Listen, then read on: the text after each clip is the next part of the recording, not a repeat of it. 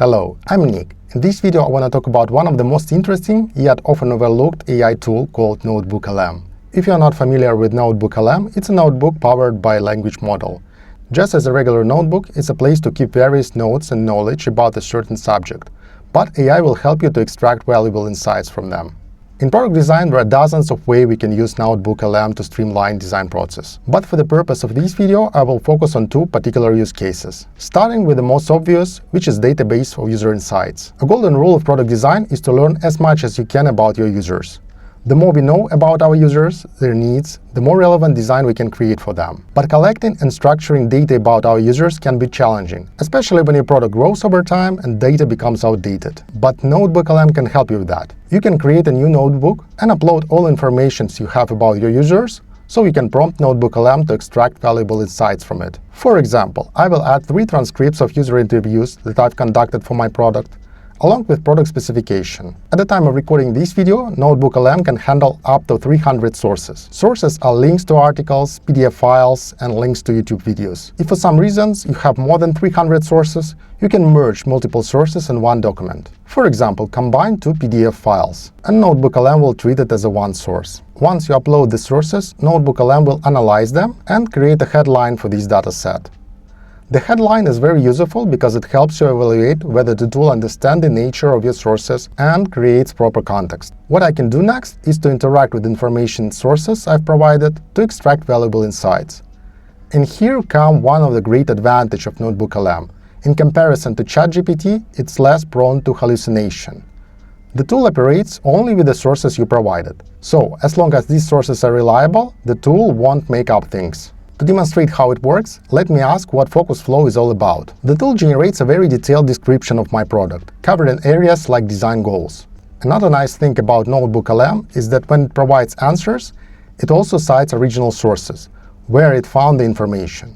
And it's very easy to fact-check something. Simply click on the link, and the tool will show you where it got the certain info. It highlights exact content blocks in original sources, so you don't have to read a lot of text. Let's move forward and ask very specific question about user experience. I want to know what pain points user experience when using a product. Submit the prompt and wait for results. Again, you can clearly see the links to the user interview transcripts. So if you need to convince stakeholders that users' pain points are real, you can simply send them this output generated by NotebookLM. By the way, NotebookLM doesn't store the history of your interactions. So if you like the output and want to get back to it later, you need to click Save to Notes, and it will be saved and appear in the right-hand panel. Now let's move to the left-hand panel with sources and discuss what we can do here. Another NotebookLM feature that I love is deep research. You can use NotebookLM to conduct additional research if you miss some information. For example, I want to know what are the trends in productivity mobile apps in 2026. I can prompt the tool to do a deep research. Note that deep research will take a few minutes, so I will speed this part a bit. As you can see, NotebookLM did the research and suggested 49 sources. I can click on this to see what it proposes. I can browse the sources and choose sources that I find credible for my list. And once I click Import, these sources will be added to the left side panel along with the original sources I provided. But the great thing is, I have control over what sources should be used or not. If I don't want NotebookLM to use some sources during the analysis, for example, the last source and the product specification, I can uncheck them in the left-hand panel, so NotebookLM will ignore them when providing answers to the questions I ask. To demonstrate that, I will ask the tool to propose the new features for my product. And as you can see, it's not using the product specification source and the article in the list provided by Deep Research. You will see it if I click on a source. Now, let's move to another very useful use case, which is turning original data into different formats.